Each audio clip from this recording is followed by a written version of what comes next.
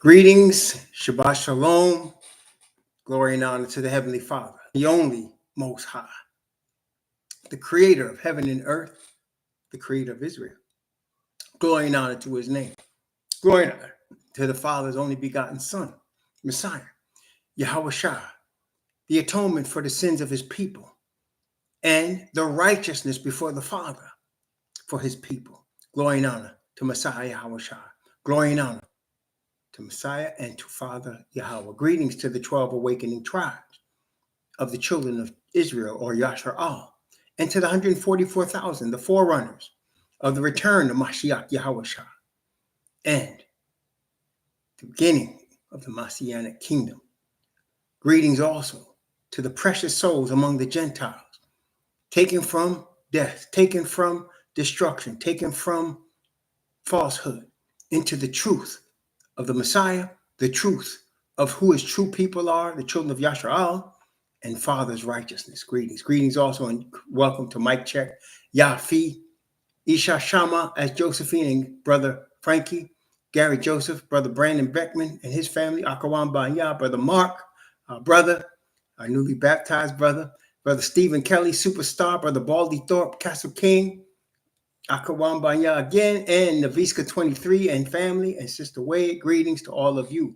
We're going to be continuing our study in the prophecies of Daniel in a moment.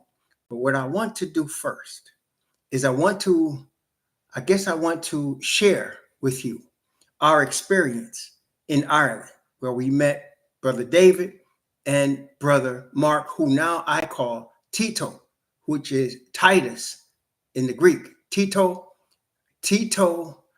is the word Titus in the Greek, and Tito, and I put a Hebrew word in there, though Tito is Greek.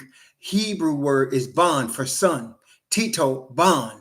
And the word for the next word is for the word adoption. Tito, son of adoption, which is Tito, and how you pronounce it is Hiowathisia, Eothasia. Tito Bon Eothasia, which is Titus or Tito, son of adoption. That is Tito Hiowasia. Yeah, Tito Bon Hiowasia. That is Tito, son of adoption. Praise the Most High. I want to share with you this from the trip that my wife and I made to Dublin, Ireland, to meet Brother Tito and to meet Brother David. When I saw Brother Tito and Brother David, and we got the chance to fellowship together. Now, some of us here in this room have been able or blessed by the Most High to fellowship together. And I don't think I'm exaggerating when I say to you that when we are able to come together, the Spirit of the Most High moves among us and gives us a love one for another. I know Sister Wade, Brother Naviska, Brandon Beckman. I know Akawan Banya. We have all, Brother Castle King, Sister Josie, and Brother Frank. We have all had the blessing of fellowshipping together. And when we do, there's a spirit among us. I think you can all bear witness. There's a spirit among us that is from the Father that blesses our fellowship. It's almost like firebrands being brought together and becoming a bonfire. You know what I'm saying? It's like each of us are firebrands and we're brought together, and together we become a bonfire. Well, that happened when me and my wife were able to fellowship and share a meal with Brother Tito and Brother David. Now, I want to also share the impressions I received from the Spirit about these two brothers. First off, Brother David.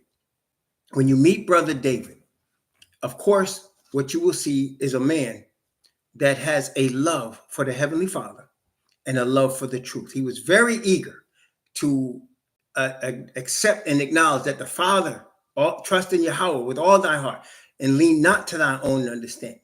In all thy ways, acknowledge him and allow him to direct your path. He was very eager to do that. But what I also noticed about Brother David is he is rightly named David. See, I don't need to give him a new name. Brother David, my wife would bear witness, he carries himself like royalty. He has an air of royalty about him, like Davidic royalty. David's name in the Hebrew is Dawid. And when I look at him, I see a royalty from the tribe of Judah. So his name is Dawid Ban Yahweh, which is David, son of Judah, because he has an air of royalty about him. Now, as all of us, he has had to go through trials, and we're going to have more trials, but he has had to go through trials to refine him, to spank him, to get him obedient and surrendered to the Father. The Father has had to set him aside, has had to shut him down, has had to put him through things so that he would understand that he is not to trust in himself, and he has learned by the grace of the Father. And if he remains faithful, he shall stand with us and with all of the redeemed on the sea of glass, if he stays faithful to the Father, to allow the Father to direct his path and not himself. But yes, he has the air of the royal house of David upon him, which is why David is his right name. David, son of Judah. David Ban Yahweh, or Yahudi, depending on what form of Hebrew you want to use. Brother Mark has been through a life where the hedge was removed. The hedge that protected Job was removed from Brother Mark. And Brother Mark has been through the grinder. Brother Mark is one of the children of Sheth that has been beaten up by this system called Babylon.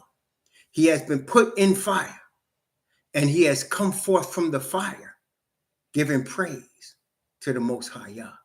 He has come forth from the fire, giving praise and honor and seeking just truth. You cannot come to Brother Tito Ban excuse me, I'm still learning to say it myself. Brother Tito Ban Hiothesia. Yes, Brother Tito Ban Hiothesia. You cannot come to him with falsehood. You cannot come to him with sugarcoating. You got to come to him with straight truth. Okay, that's how it is, brother. You got to come to him with straight truth. So he represents those Gentiles that are now in full truth. Those Gentiles that are going to receive the power of the outpouring of the latter rain. And we were sent to Dublin, Ireland to baptize him. What does that say? That tells you the Father has chosen him as a vessel to bear his name among his cousins. And he will do that as the Father leads.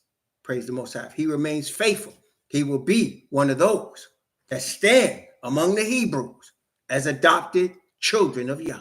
Praise the Most High. By adoption, as Paul says in the book of Ephesians. So we praise the Most High for Brother Tito Ban Hiothesia. I'm going to get it right. Hiothesia, praise the Most High. That is Titus or Tito, son of adoption. So we were able to fellowship with Titus or Tito, the son of adoption, and with David, the son of Judah. Praise the Most High Yah. So please continue to pray for these brothers. So the plan is to have, we're going to come back and meet. I wanted to meet their families. I wanted to meet Brother Tito's wife, and I wanted to meet Brother David's wife, but both of them wives stayed home for this situation, which was the Most High's will. We accept that.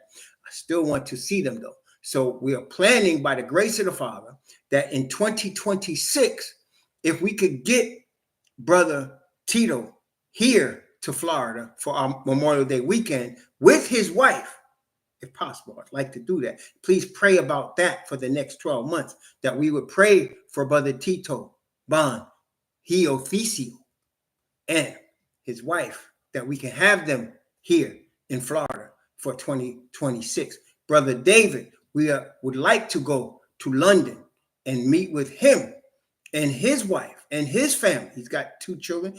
Brother Tito has children as well. We'd like to meet them in London because we know that these 2 are chosen vessels of the Most High. And so we want to pray that they be faithful to their call as being chosen vessels of the Most High. It's a serious cause, no joke. The Most High didn't send us there for no reason. He sent us there to baptize these 2 souls for the work that he has called them to do. So we praise the Most High for that. And so again, please pray that we might be able to bring Brother Tito Bon Hiothesia to Florida, and that we will be able to visit in London Brother David Bon Judah and his wife and family. So praise the Most High. We were my wife. You know, it was a long journey. In fact, both of us have gotten sick as a result. I prayed to the Most High today for a sign, and it was about, I think it was about 5 o'clock or 4:30, and I said, if I don't feel better by 7:30, I'm gonna call it off and I'm gonna take some medicine. But 7:30 came, and in fact, when I noticed the clock, it was 7:44, and I was feeling good. And I said, okay, praise the Most High. My wife, you know, she was nursing me and neglected herself, and so she's now trying to get some rest and sleep it up. Dawid is the Hebrew form of David. To say David is to say Dawid. Dawid Ban Yahweh, or Yahwadah, which is Judah in Hebrew. Dawid Ban Yahwadah is Judah. David, son of Judah, if you want to say it that way, or Dawid Ban Yahudah, which is another way of saying Judah, Yahudah. See, yeah. So you have various ways, but in English is David, son of Judah. Praise the Most High. And it's Tito, son of adoption. Praise the Most High. Praise the Most High. Hiothesia. Praise the Most High. Praise the Most High for that. Okay, so yes, these two brothers have been called for a special work for the Most High. Here we were in Europe amidst a whole bunch of people that only know two of the religions, Catholic version of Christianity and Protestant version of Christianity. That's all they know. And here's brother Mark over there, and he's in the truth, and he's in the truth strong. And he was giving me all kinds of lessons when we went and we saw this castle that was built by an Irishman, but the Anglos wanted to take it, of course, because they wanted to discover it. But we went and saw the castle, very impressive. And when we walked around the castle, Brother Tito was giving me the history of Ireland, very powerful history, and his own personal journey from youth growing up there. And so we praise the Most High. So yes, Dawid Ban Yehoiada, and we have Tito Ban Hiothesia. Yes, Hiothesia. Praise the Most High. So praise the Most High. So we had a beautiful fellowship there, beautiful trip. We were able to really enjoy a fellowship meal together. It was a blessing. We sat at the table in the restaurant for 4 hours, and it seemed like a minute. Really, I think brother Tito will confirm that. We sat at the dinner table together for 4 hours. We got there at 5, and we got there at 5. My wife said that they told her they opened at 5, but when we got there, the guy said whoever told her that made a mistake. We opened at 5:30. So we went upstairs and sat down in fellowship. From that time, then we came back at 5:30, and we was there till like 9:30. So we was there, and we didn't want to leave each other. It was the end of the night. All of us had to get up early to catch flights and stuff. Well, brother Tito didn't, but he was driving brother David to the airport, and we had a car come to pick us up and drive us to the airport. So we all had to get over, but we did not want to leave. And so we were already making plans. My wife, how are we going to get back? How are we going to see these brothers again? And that's why I said what I said about him and his wife possibly coming next year in 2026, Memorial Day weekend. And then we going to London to see, of course. The next time we go to Europe, though, it's going to be either summer or spring. We are not going in no late winter type situation because it was cold. So I'm going to get over there, you know, when it's more like Florida over there. Brother David said the best time to come is June. So we'll look into that. Praise the Most High. But yes, that's the goal. That's the prayer that we try to do for going forward. Praise the Most High. And we all thank you all for your prayers. We thank you all for praying for the flight, and everything went okay. We got there fine. My wife and I did. Like I said, we had to take 5 different planes coming and going on the way, but hey, we were praising the Most High because we both knew. I kept telling my wife, we are here on the King's business. That's the truth. We are here on the King's business. That's what we came for. And we praise the Most High that was done. We could not video the baptism. They had a sign that said no cameras allowed in the pool area. And not only that, they had cameras to stop you from using yours. They were very serious about that. You could not use your. My wife was trying to see how maybe I could sneak. I said, don't try it. They'll come right at you. We didn't even know till after we left. My wife noticed there was cameras around the pool. So you cannot, and they do that to protect children and people from stalkers and pedophiles and all that. So that's why they don't allow it. So we were in there. We got things done. The witnesses were the people that were there were witnesses. Everybody stopped what they were doing. The pool was full, and everybody stopped what they were doing to watch what we were doing. And praise the Most High. So there was witnesses there, along with the heavenly witnesses that was there. So we praise the Most High for that as well. So yes, again, praise the Most High for you. Thank you for your prayers. Thank you for thoughts. Thank you for the well wishes to the new brethren that are in the faith of righteousness, now baptized in the faith of righteousness by the Most High Father, Yah, and by the Messiah and by the Spirit of the Father. Praise the Most High. Now, we're going to continue our study in the book of Daniel. Now, we finished Daniel chapter 1 last week. We finished Daniel chapter 1. After we finished Revelation, we did Daniel chapter 1, and we talked about captivity, our Hebrew history of captivity. We talked about standing firm. We talked about how our enemies want to kill us with food, right? We talked about how the Most High's blessing upon us sets us apart from other people. Sometimes the Most High will cause a whole bunch of people to be delivered for the sake of his servant.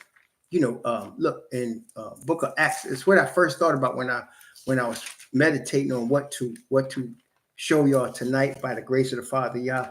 I was looking up. The first thing came to me was Acts chapter 27. Acts chapter 27. And Paul was on a ship that was en route to take him to Rome, and a storm came. And the Bible names the storm Euroclydon was the storm. And listen to this. Watch this. This is Acts chapter 27 from verse 14. Acts chapter 27 from verse 14. But not long after, there arose against it a tempestuous wind called Euroclydon. And when the ship was caught and could not bear up into the wind, we let her drive.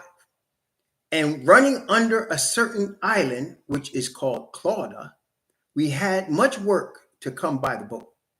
But when they had taken up, and they used helps undergirding the ship, and fearing lest they should fall into the quicksand, strake sail, and were so driven. Excuse me. And we, being exceeding tossed with tempest, the next day they lighted the ship, and the third day we cast out our own hands the tackling of the ship. And when neither sun nor stars in many days appeared, and no small tempest lay on us, all hope that we should be saved was then taken away. But after long abstinence, Paul stood forth in the midst of them and said, Sirs, ye should have hearkened unto me, and not have loosed from Crete, to have gained this harm and loss. And now I exhort you to be of good cheer, for there shall be no loss of any man's life among you, but of the ship. For there stood by me this night the angel of Yahweh, whose I am and whom I serve, saying, Fear not, Paul, for thou must be brought before Caesar. And lo, Yahweh hath given thee all them that sail with thee. Wherefore, sirs, be of good cheer, and for I believe Yahweh, that it shall be even as it was told me. Howbeit, we must be cast upon a certain island. So you can see that for the sake of the chosen Hebrew on the ship, the Most High delivered all the souls in the ship. Okay? For the sake of the chosen Hebrew that was in the ship, the Most High delivered all the souls that was in the ship, and told him and showed him, okay, that was going to take place. Okay, now let's look at another example. Let's see.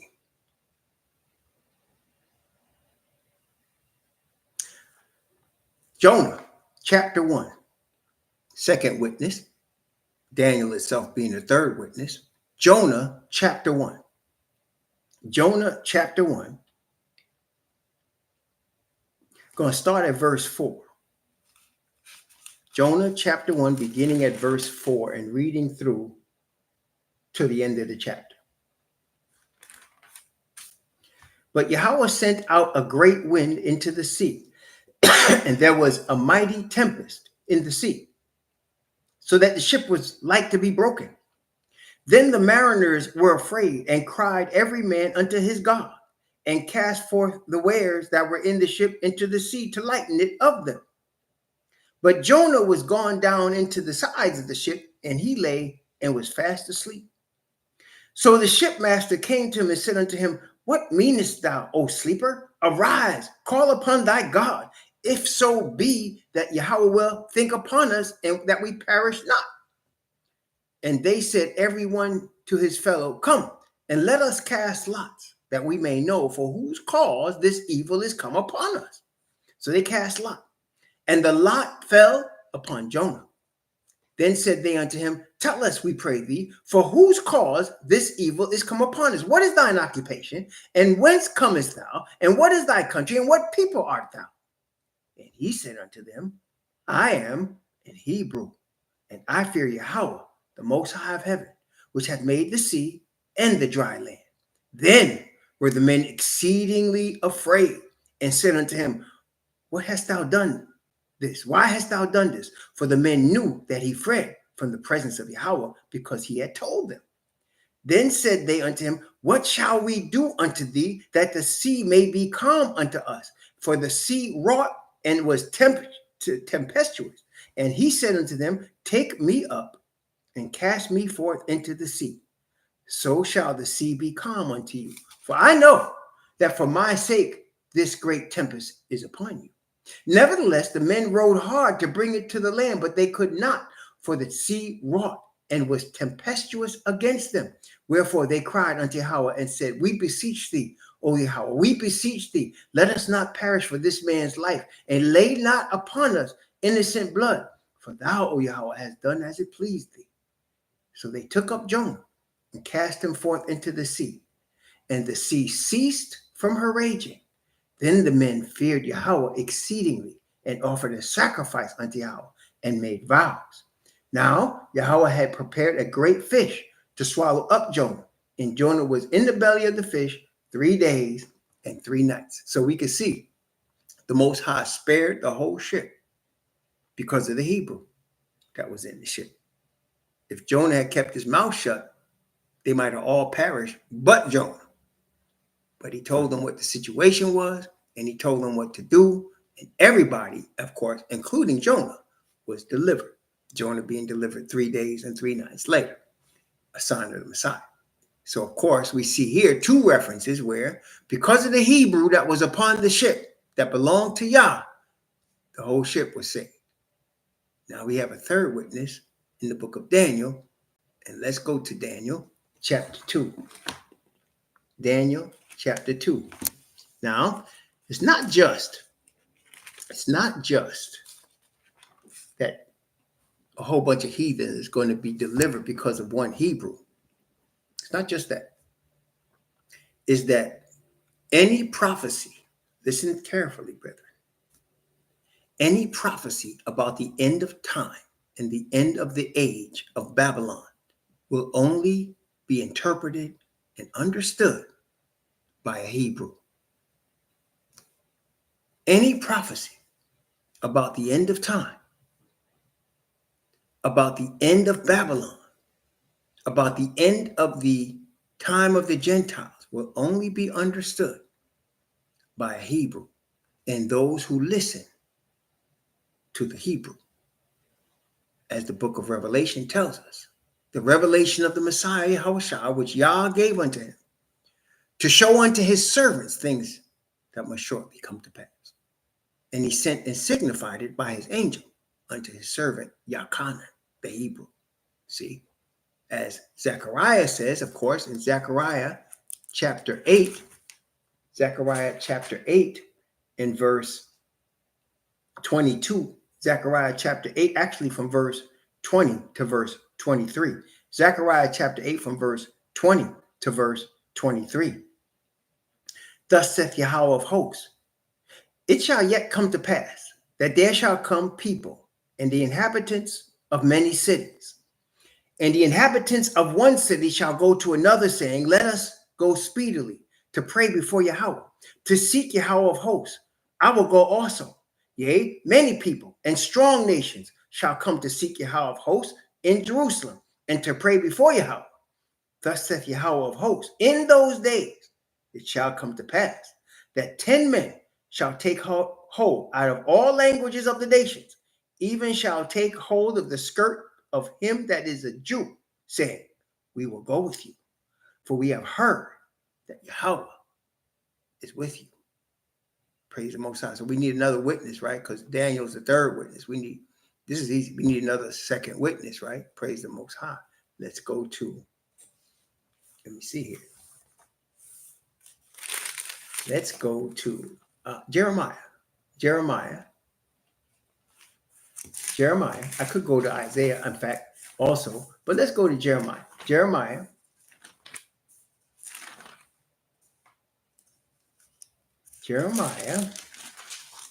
chapter 12. Jeremiah chapter 12.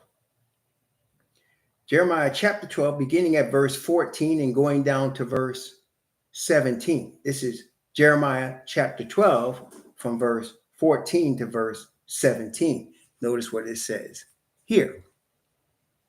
Thus saith Yahweh against all mine evil neighbors that touch the inheritance which I have caused my people Yashar'ah to inherit. Behold, I will pluck them out of their land and pluck out the house of Judah from among them. And it shall come to pass after that I have plucked them out, I will return and have compassion on them and will bring them again, every man to his heritage and every man to his land. And it shall come to pass, if they will diligently learn the ways of my people, to swear by my name, Yahweh liveth, as they taught my people to swear by Baal, then shall they be built in the midst of my people. But if they will not obey, I will utterly pluck up and destroy that nation, saith Yahweh. See, so they will be saved because of the Hebrews. Praise the Most High.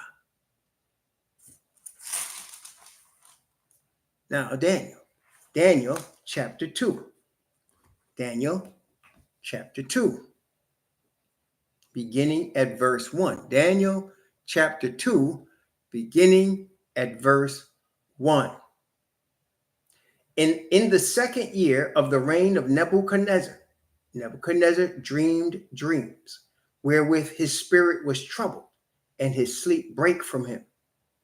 Then the king commanded to call the magicians, and the astrologers, and the sorcerers, and the Chaldeans, for to show the king his dreams. So they came and stood before the king. And the king said unto them, I have dreamed a dream, and my spirit was troubled to know the dream.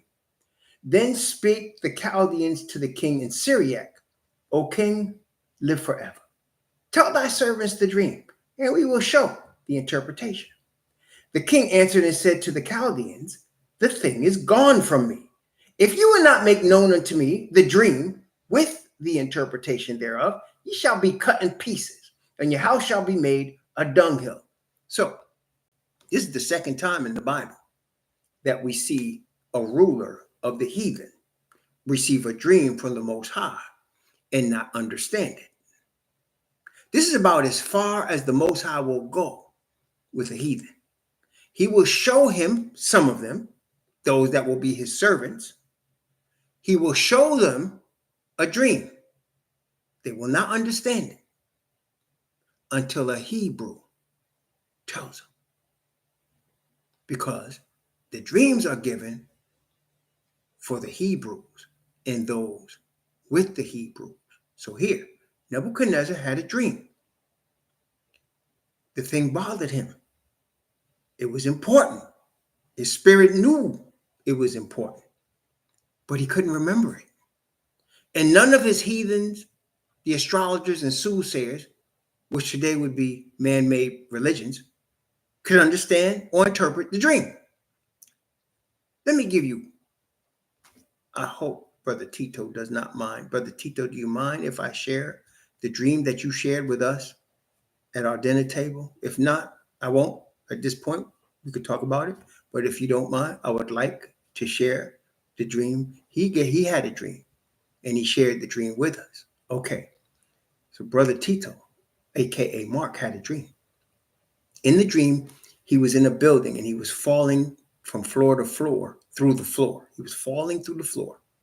And at each stop of the floor, there were people on the floor. And when he would get on the floor, they were hitting him, beating him up, and he kept falling down. He kept falling through the floor. And at each floor that he fell into, they would beat him up. And then when he told me this dream, I asked him this question. I said, how did it end? And at first, he didn't answer that. He couldn't answer. But then as he thought about it, he remembered. He said, yes, I fell. And I said, did you land on your feet? And he said, yes, I landed on my feet. And I said, that one, then what happened? He landed on his feet, and there was a gate in front of him. And he walked, and the gate opened up before him, and he walked through the gate. What does that mean? It means that his own cousins are going to be beating him up.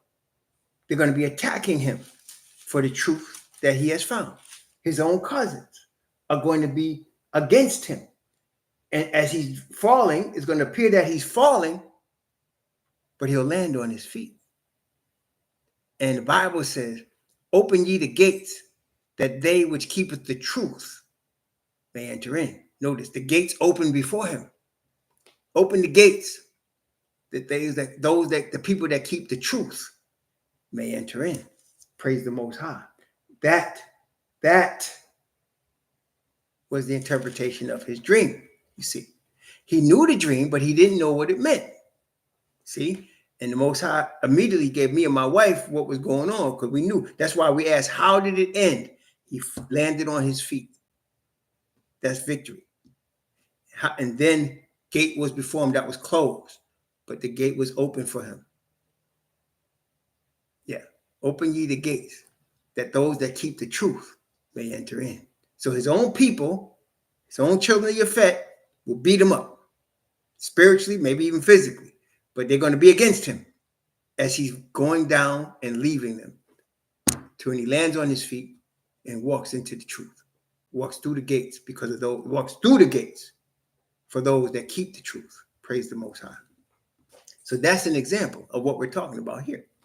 So Nebuchadnezzar received the dream, just like Pharaoh received the dream. Pharaoh received the dream and didn't understand it, and none of his astrologers could tell him the dream. See? But Joseph, the Hebrew, was brought forth to tell him the dream, because the dream belonged to the Most High, and the dreams are always with respect to his people. Praise the Most High, including this one. So let's take a look here in Daniel chapter 2. So now he has a dream, and he doesn't remember the dream, and he's testing his holy men, and he tells them, I need you to not only tell me what I dreamt, I need you to tell me what it means, or you're all going to die. I'm going to destroy your whole estates, and you're all going to die. Okay, what happens now? Daniel chapter 2, verse 7. So they act like they didn't hear. What'd you say? Tell us the dream. Verse 7. They answered again and said, let the king tell his servants the dream, and we will show the interpretation of it. So now they're trying to buy time. And he read right through them. Verse 8. The king answered and said, I know of certainty that ye would gain the time, because ye see the thing is gone from me. But if ye will not make known unto me the dream, there is but one decree for you. For ye have prepared lying and corrupt words to speak before me, till the time be changed.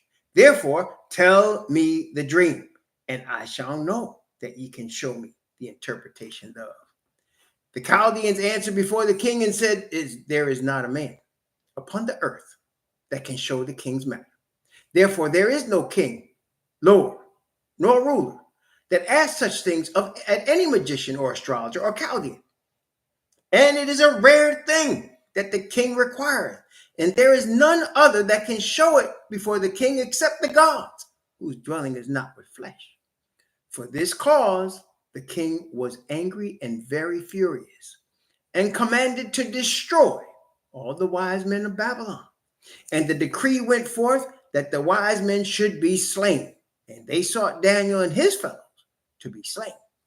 Then Daniel answered with counsel and wisdom to Arioch, the captain of the king's guard, which was going forth to slay the wise men of Babylon. He answered and said to Arioch, the king's captain, why is the decree so hasty from the king? Then Arioch made the thing known to Daniel. Then Daniel went in and desired of the king that he would give him time and that he would show the king the interpretation. Then Daniel went to his house and made the thing known to Hananiah, to Mishael, and to Azariah, his companions, that they should desire the mercies of the Most High of heaven concerning this secret, that Daniel and his fellows should not perish with the rest of the wise men of Babylon.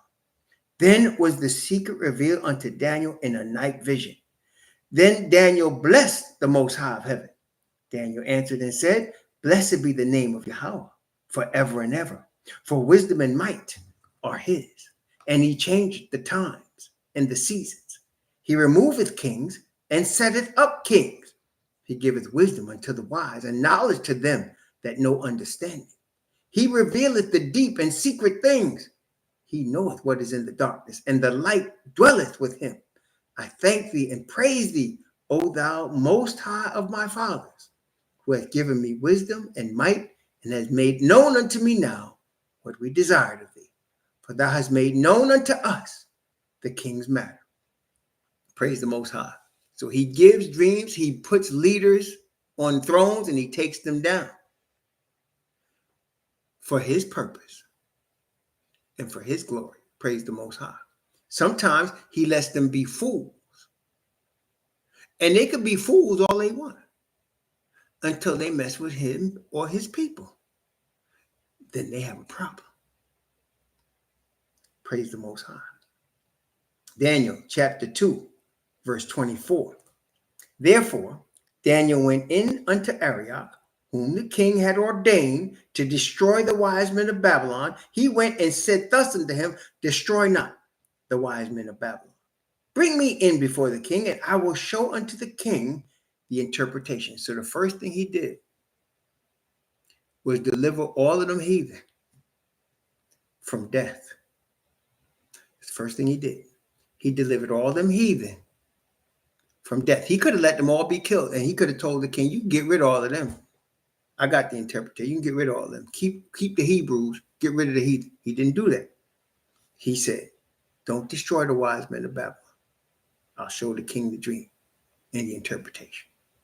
Praise the Most High. So again, because of the Hebrew, all of them lived. Let me tell you something right now.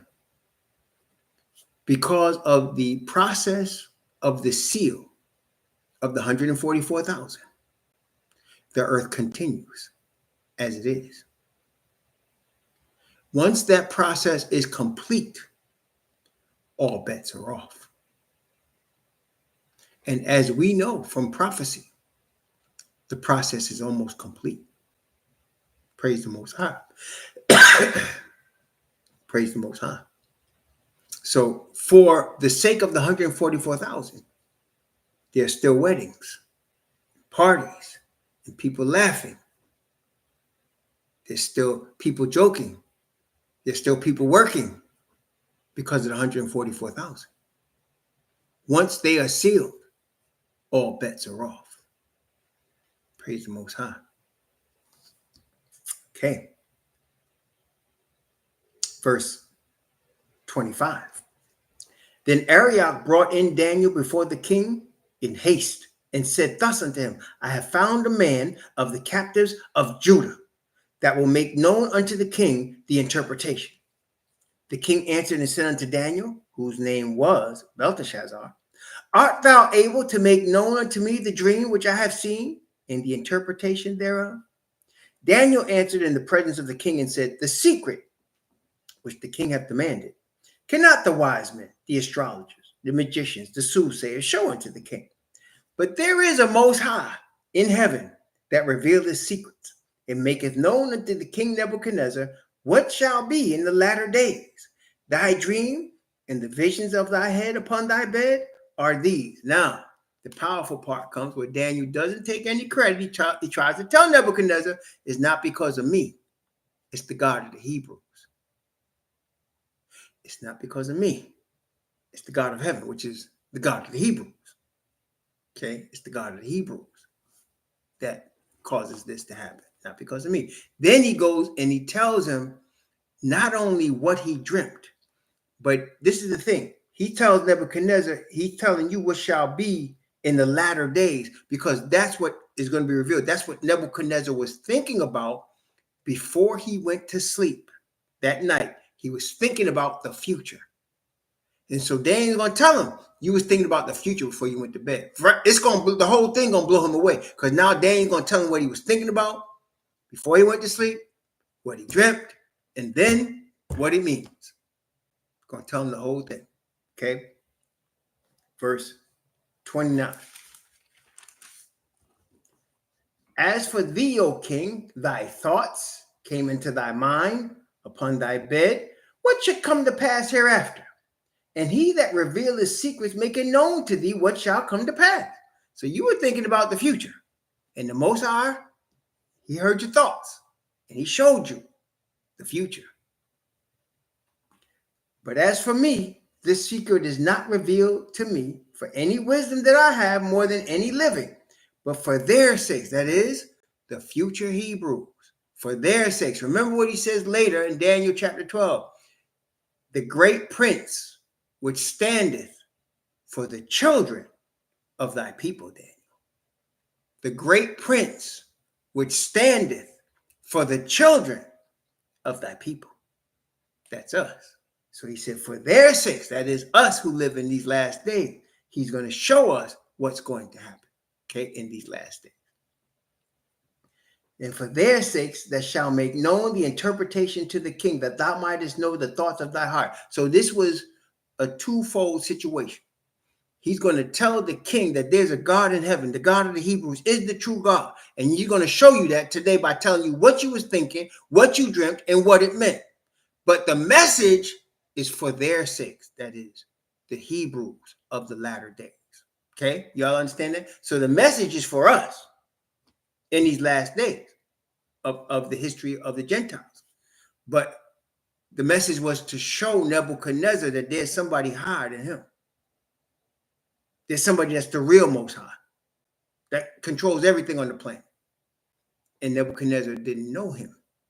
But he would begin to learn after he gets spanked a little. Praise the Most High. So here, verse 31. Thou, O king, sawest, and behold, a great image. This great image, whose brightness was excellent, stood before thee, and the form thereof was terrible.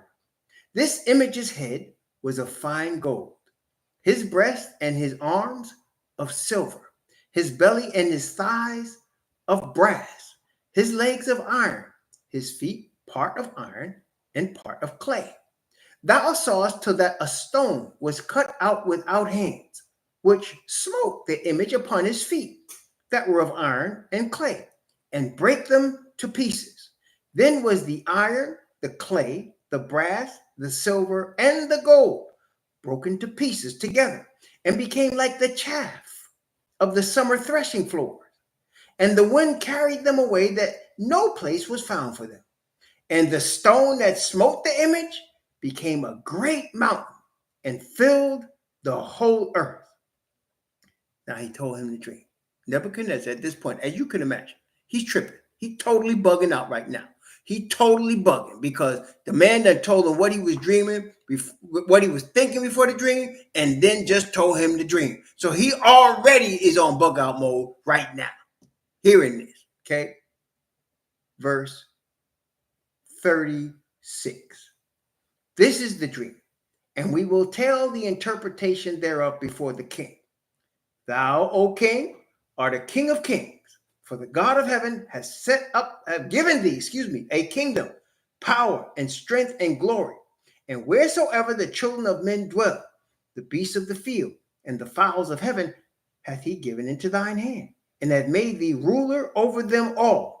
Thou art this head of gold. Okay. Again, let me give you all the first quiz question of the night. As we're going to see, there were 4 metals: gold, silver, brass, and iron. What did these metals represent? Gold, silver, brass, and iron.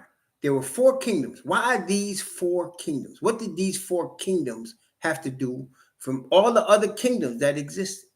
Well, there were many kingdoms. That's right. The reason these 4 were chosen, and let's look at the Bible. Let's look at Zechariah chapter 1. Zechariah chapter 1.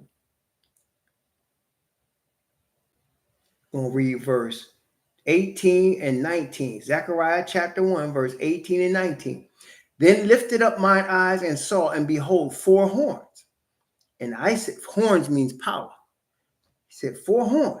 And I said unto the angel that talked with me, what be these? And he answered me, these are the horns which have scattered Judah, Israel, and Jerusalem. So the reason these 4 are mentioned is because of their role in scattering Israel, Judah, and Jerusalem. Okay. Praise the Most High. Now, let me just say this. That means as long as Israel, Judah, and Jerusalem is in a scattered state, that is, the Hebrews are scattered, then these kingdoms exist. When the Hebrews are gathered, then these kingdoms will cease to exist. Does that make sense, y'all? We'll make sure. So as long as Israel and Judah and Jerusalem, the true people of the bloodline, are scattered, these kingdoms will exist. But once they are gathered together according to prophecy, they will become the kingdom, and these other kingdoms will cease to exist. Praise the Most High. Okay, let's go back to Daniel chapter 2. So Nebuchadnezzar is told his kingdom is the head of gold. Verse 39. Daniel chapter 2, verse 39. After thee shall arise another kingdom, inferior to thee, and a third kingdom of brass, which shall bear rule over all the earth. And the fourth kingdom shall be strong as iron. For as much as iron breaketh in pieces and subdueth all things, and as iron that breaketh all these, shall it break in pieces and bruise. So the fourth one is an aggressive one. It's an aggressive and cruel one that breaks in pieces and bruises every place it goes. Whereas thou sawest the feet and toes, part of potter's clay, part of iron, the kingdom shall be divided, but there shall be in it of the strength of the iron, for as much as thou sawest iron mixed with miry clay. So the kingdom shall be partly strong, partly broken, but in it is the iron, which tells us, now we already saw a stone without hands hit the image in the feet. Okay, that's what Daniel showed him. It hit the image in the feet, and the feet were made of iron and clay. I like to point this out every time we do this study for people to understand. That means that at the time that the stone hits the statue, the iron is still in power. Okay, that the forces of the iron are still in power because the feet are iron and clay.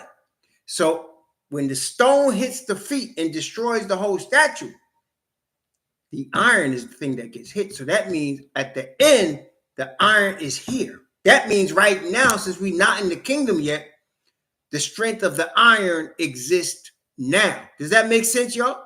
Because we're in the bottom now part of this statue, and it's almost over.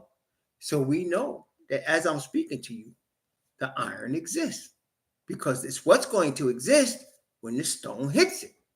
Okay, let's keep reading. verse 42. And as the toes of the feet were part of iron and part of clay, so the kingdom shall be partly strong and partly broken. And whereas thou sawest iron mixed with miry clay, they shall mingle themselves with the seed of men, but they shall not cleave one to another, even as iron is not mixed with clay. So this goes to show you, right now, as I'm speaking to you, they have everything in place that they want, but they cannot completely bring it together because of the seal of the 144,000. And when they do come together, the Bible say what? For in 1 hour is that kingdom destroyed, right? For in 1 day, death, destruction, and famine come upon you. So it's all going to come together for an extremely short period of time before it's destroyed. Okay? For extremely short, because iron cannot cleave to clay. So they're doomed from the start, is what I'm saying. They are doomed from the start. They can put together any kind of program they want, the whole world financial system, the whole world religious system, the whole world government system. It is doomed from the start. It is doomed from the start. They cannot even cleave one to another. They can't.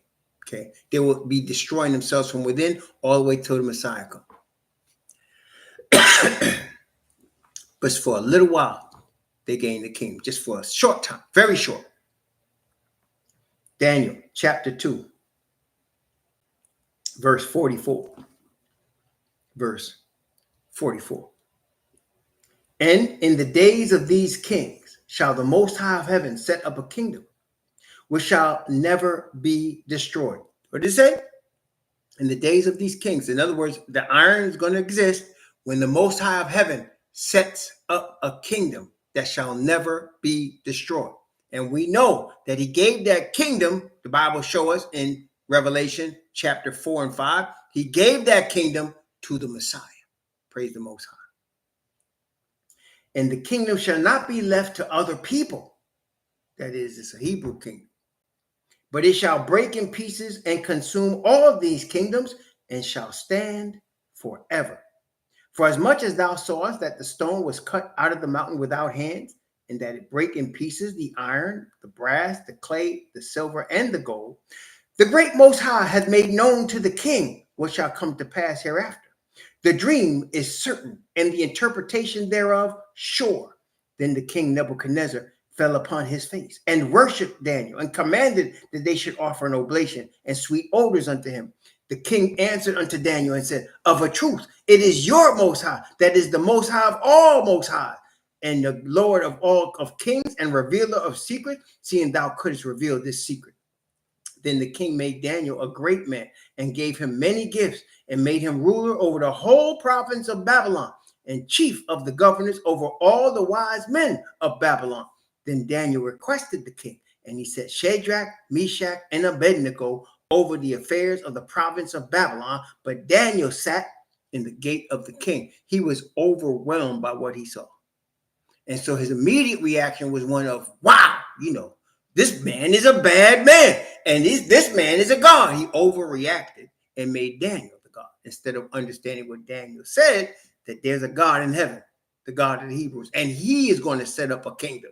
He didn't catch that part because he was just overwhelmed that Daniel could do what he just did. The thing is that I wanted to bring here is when a man is carnal, he can only glorify man.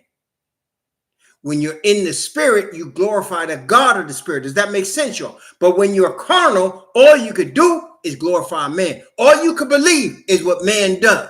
All you can understand is what man teaches you. Does that make sense, y'all? But when you're in the spirit, you're on a higher plane. The Father, the Bible says, seek as such to worship him in spirit and in truth. Nebuchadnezzar was not in the spirit. He was in carnal man. So he therefore said, worship Daniel. Your God is the true God. You must be also a God. Worship Daniel. See? So that's the thing. Men will always give more praise to man. You know what he should have did? He should have bowed and said, how do I worship the Most High that gave you this information? How do I worship the Most High? And Daniel would have pointed him, go toward Jerusalem and bow to the God of heaven, the God of the Hebrews. He would have told him that. But instead, the man bowed to Daniel. because that's what people do. People will give more praise to man on the earth than to the Most High. There's just no doubt about that. Because after the Astan, man can be his own God. So Nebuchadnezzar gave praise and honor and glory to Daniel, right? He gave praise and honor and glory to Daniel. He had to learn, and it had to be some spankings now. As we go see in chapter 3 and chapter 4, he had to get some spankings to learn to look higher than man. He had to get some spanking. But this was step one right here in showing him the future. And the future belongs to the children of the kingdom of the Father, who he has given to Mashiach Yahushua. Okay? Yasha'ah, or Israel, will be the capital city, capital country of the kingdom. It's going to be a Hebrew kingdom. Praise the Most High. See? I was just thinking a bit about this today. In the Greek, they call the Messiah Jesus. Jesus Christos is the Greek. Jesus. Jesus Christos of the children of Sheth belongs to them. Yahushua, the Mashiach of Yasha'ah, belongs to us. And we can see through Jesus because of the Father's Spirit teaching us in this word. We can see through Jesus. And we can see Yahushua, Mashiach, in the Spirit. But they can only see Jesus of Europe because they worship man. So Jesus belongs to them who created Jesus. Yahushua, Mashiach of Yasha'ah, belong to us who created us. Praise the Most High. Praise the Most High. Yep. So Nebuchadnezzar is going to learn this the hard way. Yeah, right? Akawambaya. You see that? Because it's the ones who created Jesus, we know they also created the paradigm of race. Race was not created by the Father. It was not created by the Hebrews. Race was created by the children of Sheth to glorify them as God. So Jesus Christos of the Europeans belong to the Europeans. Yahushua, Mashiach of Yasha'ah belongs to the Hebrews. Praise the Most High. Praise the Most High. Okay, well, that was chapter 2. Praise the Most High. I suggest you review that, obviously. Read your whole Bible. Please read your Bible. Start in Genesis and go through the book of Revelation. Read your Bible. Praise the Most High. And read that again. Look at chapter 2 with prayer with the Father's Spirit. The Father's Spirit. Look at that chapter 2 again with prayer. It's the Father's Spirit. Let him talk to you. Yes, Sister Love Blue, we do baptisms when we are gathered together. If the Spirit moves somebody that wants to be baptized, we will do baptisms. In fact, we're getting in to the Memorial Day weekend that Thursday, and Friday morning we're performing baptisms. So anybody that wants to be baptized at the Memorial Day weekend, let us know, because Friday morning the facility is opening the pool early for us. They're opening it early for us, early in the morning, so we can perform our baptisms. So that, yes. So if you want to be baptized at Memorial Day weekend, please let us know. Okay, please let us know. And I just want to let y'all know, March 31st is coming quick. March 31st is coming quick. I'm just letting y'all know. March 31st is coming quick. So y'all know what you got to do. I ain't going to say nothing else. Y'all know what you got to do. May the Most High bless you and keep you. May he cause his face to shine upon you and be gracious unto you. And may he lift up his countenance upon you and give you peace. Sure.